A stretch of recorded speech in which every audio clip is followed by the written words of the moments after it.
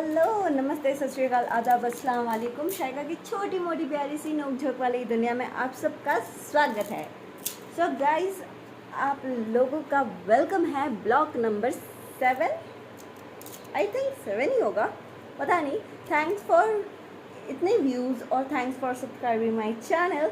So guys, कुछ आज बातें हैं जो हम करना पसंद करेंगे। आजकल क्या है ना, the legend late singer, Punjabi street industry का सिद्धू मूसेवाला, ठीक है, उसके जो 295 वाले गाने हैं, वो 295 वाले, वो काफ़ी ज़्यादा ट्रेंडिंग में है। द लास्ट राइड भी काफ़ी ज़्यादा ट्रेंडिंग में है। सो गाइस, वो सॉन्ग सुनो, अपना पारा थोड़ा लो कर लो, ठीक है।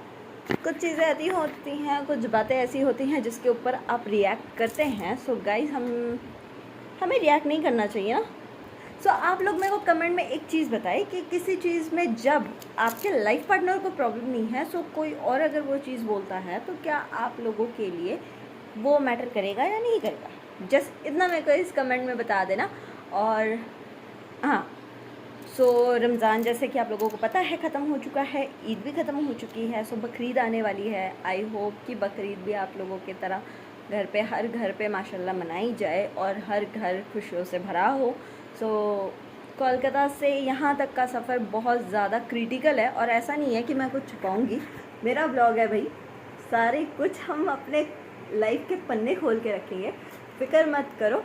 बाकी बहुत दिन बाद ब्लॉग बना रही हूँ, कुछ ज़्यादा मूड मतलब 2-3 दिनों का काफ़ी ज़्यादा ख़राब था, ठीक है। और जहाँ तक बात है कि फैमिली मेम्बर से मिलाने की, सो आई डोंट थिंक कि मैं अपने हस्बैंड से पहले अभी आप लोगों को किसी और से मिलवाना चाहूँगी।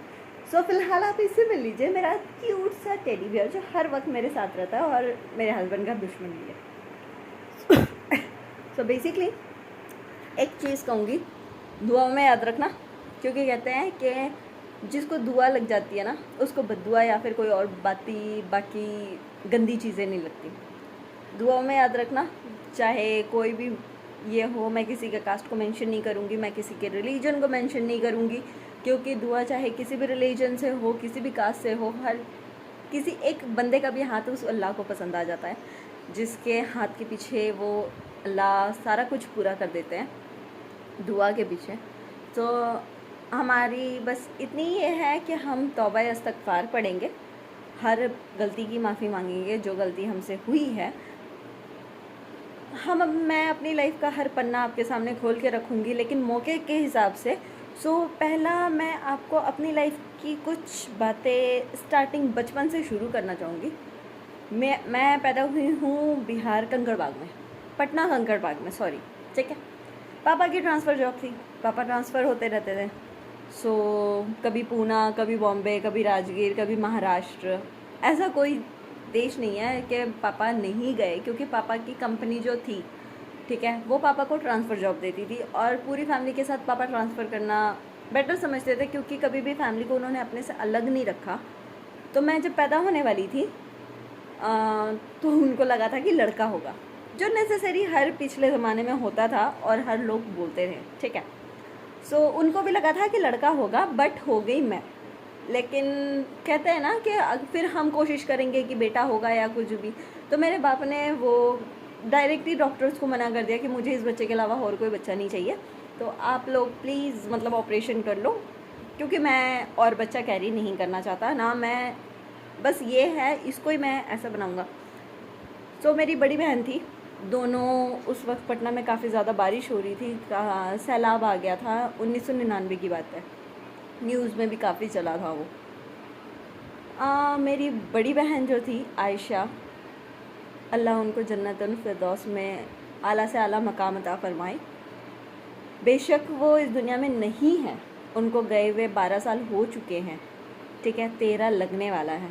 बेशक वो इस दुनिया में नहीं है, लेकिन कहते हैं ना कि एक वो इंसान जो आपके दिल के सबसे ज़्यादा क्लोज़ होता है ना, वो इंसान इस दुनिया से जाके भी नहीं जाता।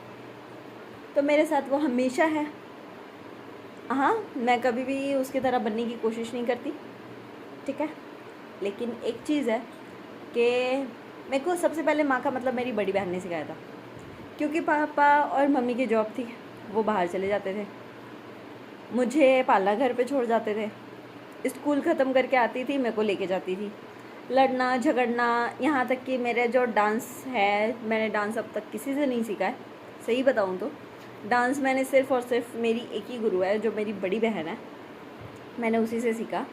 और वही मेरे को हर चीज़ सिखाती थी, सही हो चाहे गलत हो। जहाँ पे गलत होती थी मार भी पड़वाती थी। तो वो जो बहनों की नोक-झोंक होती है वो हमेशा याद रहती है, और हम मेरे को भी याद है, ऐसा नहीं है कि नहीं है। बहन 9 साल की उम्र में मेरे को छोड़ के गई, जब उस वक्त मेरे को ये भी नहीं पता था कि अल्लाह के पास जाना क्या होता है, या फिर इस दुनिया से जाना क्या होता है।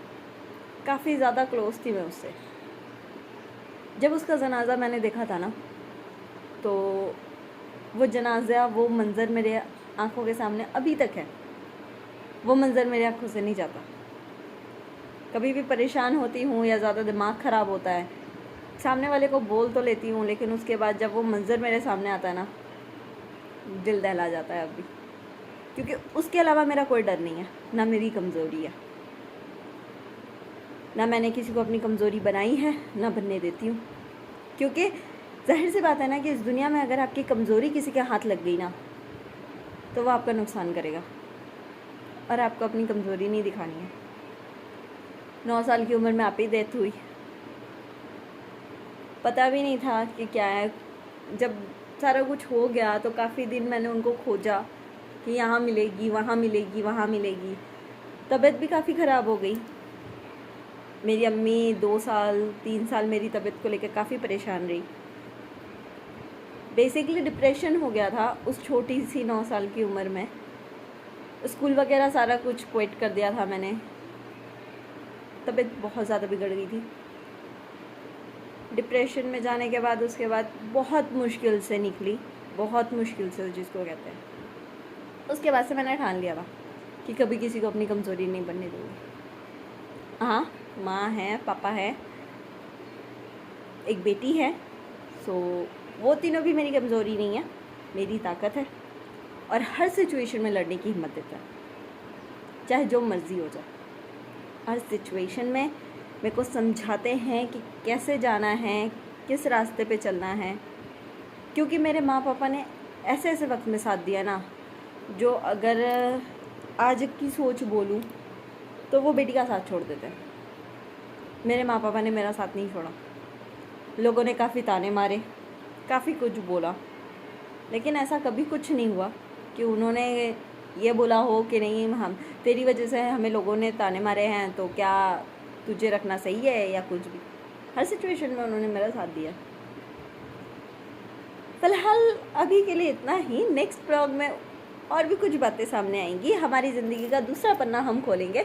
लेकिन सही कहूँ तो तबीयत जब तक मेरी सही नहीं हुई, अम्मी ने मन्नत मांगी मुहर्रम की कि जब तक वो ज़िंदा रहेंगी तब तक मेरा हाथ बांधेंगी, ताकि मैं सलामत रहूँ।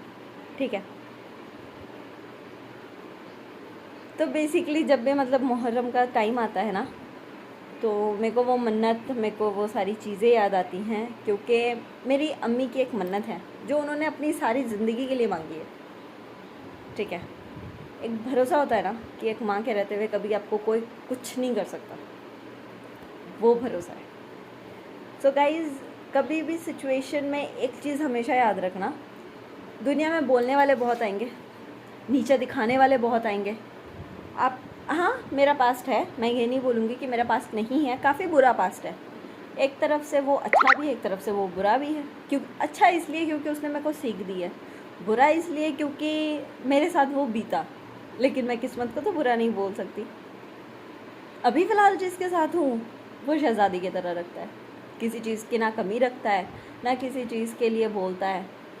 हमेशा साथ देता है, हमेशा बचाता है, हमेशा खुश रखता है। ज़िंदगी का दूसरा पन्ना नेक्स्ट ब्लॉग में हम ज़रूर खोलेंगे। फ़िलहाल तो मेरे को बाहर जाना है और मैं जा रही हूँ, सो हम आपको वहाँ पे मिलते हैं। बाय। हेलो गाइस, जैसे कि आप देख सकते हैं, मैंने आपको बोला था कि बाहर जा रही हूँ। सो मैं बेबी गर्ल से मिलने आई थी। सो बेचारी सो रही है, जैसे कि आप देख सकते हैं। अभी फ़िलहाल काफ़ी ज़्यादा आराम से वो सो रही है, उठी एक बार भी नहीं है, सिर्फ करके फिर सो रही है। सो गाइस इस ब्लॉग को एंड करते हैं, ठीक है। अल्लाह हाफिज़, बाय, गुड बाकी बाद में बोलूँगी। सो अपना ध्यान रखिए, अपने पेरेंट्स का ध्यान रखिए, कोई ऐसी बात मत कीजिए जो उनको प्रॉब्लम हो, या फिर आपके फूड भी, या फिर आपके हस्बैंड या लाइफ पार्टनर को प्रॉब्लम हो। कुछ बातें हैं जो मुझे आपसे करनी हैं, तो नेक्स्ट ब्लॉग में मैं अपनी लाइफ के बारे में और बताऊँगी।